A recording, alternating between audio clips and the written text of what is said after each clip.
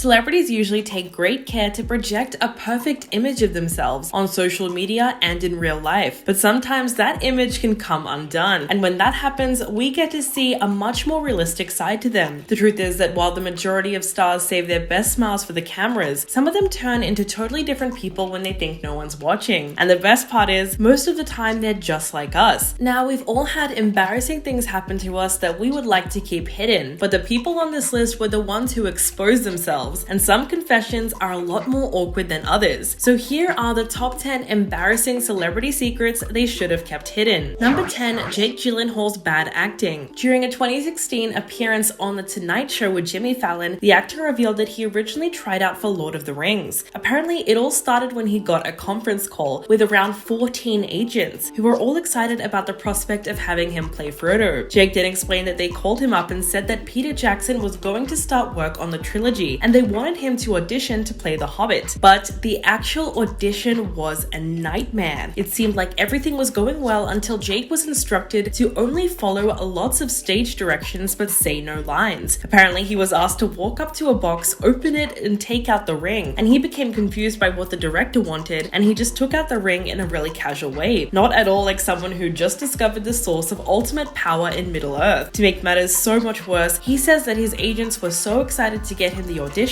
they forgot to tell him that he needed to put on an English accent for the part. And obviously, Jackson did not love how relaxed he was about finding the ring. He said, literally, Peter Jackson was like facepalm. He said, "You are the worst actor I have ever seen. Did anyone tell you you're supposed to have an accent?" The role ultimately went to Elijah Wood, but it sounds like Jake might have aced the audition if only he'd been given a chance to properly prepare. In this case, it seems like it was more his agent's fault, if anything. Number 9, Taylor Swift's brown teeth. A decade after its premiere, the singer remembered auditioning for the 2012 movie adaptation of Les Miserables. She went on the Graham Norton show in October and told the humiliating story of how she auditioned. Taylor said, "Basically, I was up for 2 roles. I had the look of Cosette and the vocal range of Eponine, so it was established that I was there for a good time but not a long time. I wasn't going to get the role." She auditioned alongside actor Eddie Redmayne, which quickly turned into a nightmare experience. She said, "But they asked if I would like to go to London to do a screen test with Eddie, who is one of my favorite actors, and I thought, this isn't an experience I'm going to get again in my life. So I said yes. However, once she got to the set, the crew put her in a full 19th century street urchin costume before she even had the chance to meet him." She said,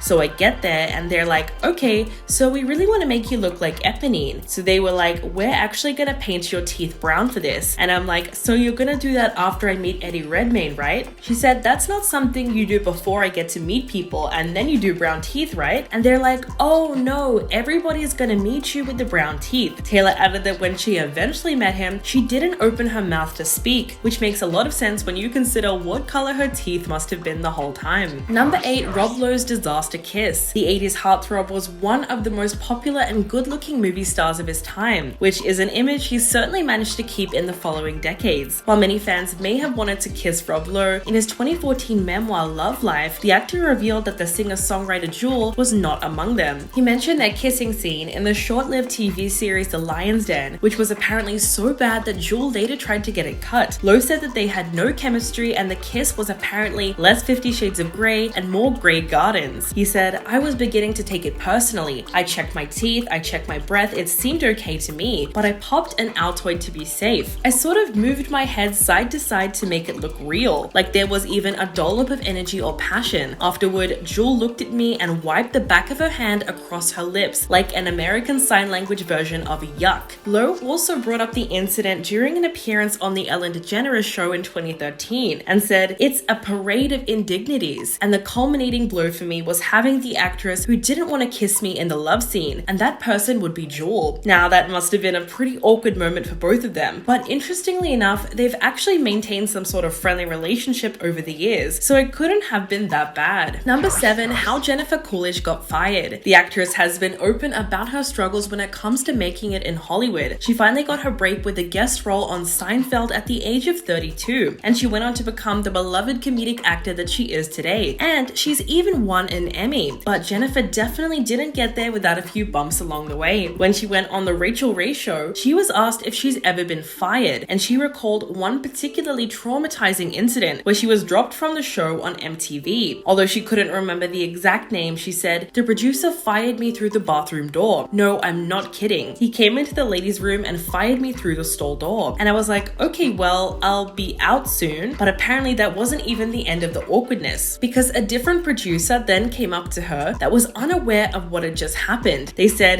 "Jennifer, you can just go out that door. We're going to escort you out." Quote, "So I'm walking along down the hallway and the other producer didn't know I'd just been fired. And he's coming over the other way and he goes, 'Jennifer, you need to get in your outfit. We're going on in like 2 minutes.' And I go, 'No, I don't think we can because I just got fired.' And he goes, 'Okay, well, take care.'" Jennifer's story was not only humiliating, but it actually highlights how brutal the entertainment industry can really be. Number 6, Chris Evans's awkward audition. The Marvel star's worst audition experience came as a result of him feeling starstruck by Ben Affleck. He told Backstage in 2011, "I walked in and I'm walking down the halls looking for this room. And as I passed the room, I heard, 'There he is.' In my head, I was like, 'That's Ben.' I turned around and it was. And for some reason, I instantly get nervous. I went in and shook his hand. And the first thing I said was, 'Hey, how you doing? Am I gonna be okay where I parked?' And he said, 'Where'd you park?' And I said, 'At one of the meters.' And he said, 'Did you put money in it?' And I said, 'Yeah.' And he said, 'I think you'll be all right.' It was that awkward introduction that led Chris to struggle the entire time that he auditioned, all for the 2007 movie Gone Baby Gone, which was directed by Ben Affleck himself. He said, "From that moment, I just wanted to get the F out of the room. I just wanted to be anywhere but there. I sat down with my heart beating out of my chest. I was so mortified that I started this meeting off that way. I started giving him one-word answers." Chris went on to explain the actual audition and said, "They put me in a rocking chair, so I was just rocking and twisting, just nervous. At this point, he was asked several questions to break the ice, but all he could say was good. In the end, he just said, 'I wanted to get out of there. It was horrible, a complete disaster.' So obviously I did not get that job." Number 5, Drake's necklace. The rapper recently revealed his new piece of bling that is inspired by all the fiancés he's never had. On December the 12th, jewelry designer Alex Moss shared an Instagram reel showing off the dazzling diamond necklace, which featured sparklers from dozens of engagement rings to represent the times that Drake almost proposed. Yes, if that sounds crazy, it's actually true. The caption read, "New piece titled Previous Engagements, for all the times he thought about it but never did it." Apparently, Drake's necklace has 42 stones and a whopping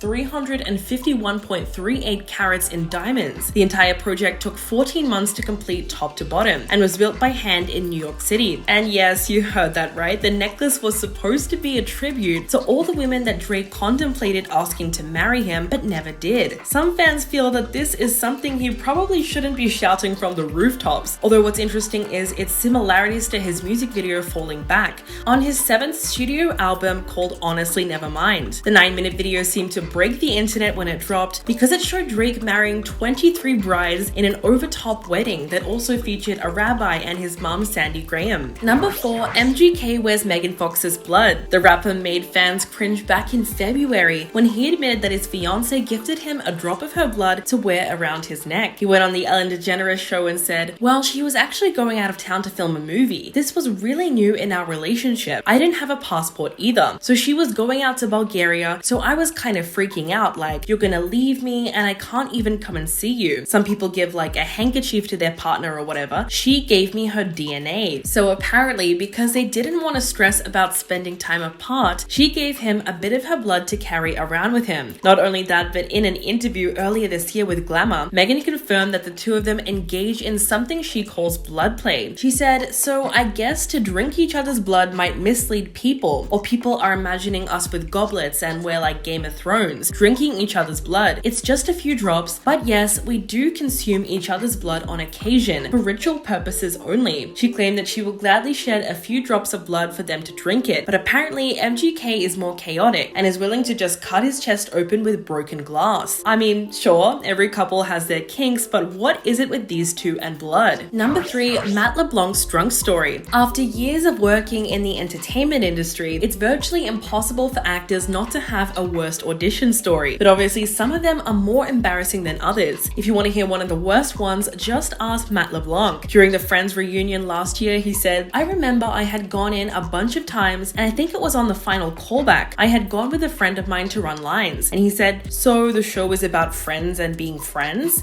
Just a group of friends?" And I said, "Yeah, kinda." And he was like, "Well, we should go out drinking." Then after a night of many drinks and bad decisions, Matt said that he woke up in the middle of the night at his friend's apartment and had to go to the bathroom. He said, "I got up too fast, and I can't believe I'm telling you this, but I kind of blacked out as you do. Fell face first into the toilet, hit my nose on the bottom of the toilet seat, and a huge chunk of meat came off my nose. And I'm looking in the mirror, it's bleeding, and I'm like, oh my god, I have to go in for the big callback, and there's a big ugly scab on my nose." But even though that sounds like every actor's worst nightmare, just as luck would have it, the creator of the show, Martha Kaufman, found the story so true to Joey's character that it scored him the role. Number 2, Allison Brie wet her pants. The star of the hit AMC show Mad Men admitted to peeing her pants on set during a stressful incident involving a wardrobe malfunction. Allison went on Justin Long's podcast Life is Short and explained how it all went down. She said, "We wore girdles. It's basically like biker shorts that go all the way up to our ribs, and it's like time period appropriate. I didn't know for the first season of Mad Men that you weren't really supposed to wear underwear underneath them because they are underwear." She then recalled one troubling day on set where she had to rush to the bathroom. This became an issue because the show was known for its extremely accurate period costumes of the 1960s, and so the girdle only had a small hole in the crotch area for convenience because those outfits were very difficult to take all the way off. Unfortunately, Allison accidentally blocked that hole with her modern underwear. She said,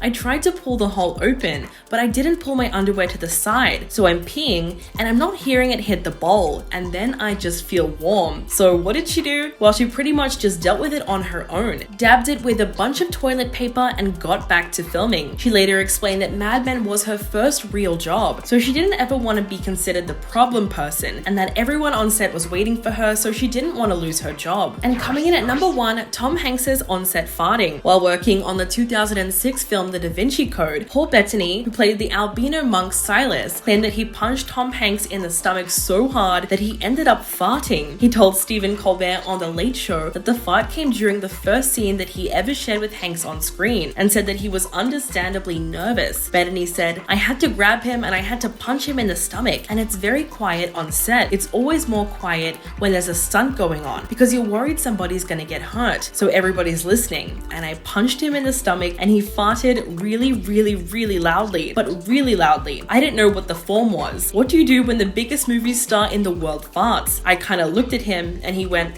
'What is wrong with you? You just made me fart.'" Bettany said that he never reached those heights again in his career. He also spoke about the moment in an Esquire interview saying, "I was like, holy crap, what am I gonna do? It's Tom Hanks. He's the biggest star in the world and I've just made him fart." What's really hilarious about the story is the way that Tom Hanks told it on the Graham Norton show, when he said, "Paul came rushing in and I met him, and what had to happen was he was supposed to knock me down against a desk, and then I landed on the ground. When I hit the floor, I farted." The actor said that this was the reason why he doesn't do a lot of action scenes. Although the sound did not make it into the film, the incident makes for a good story even if it was slightly embarrassing. Well, that's everyone that we have on the list for today. Let me know what you think in the comments below, and I'll catch you in the next video.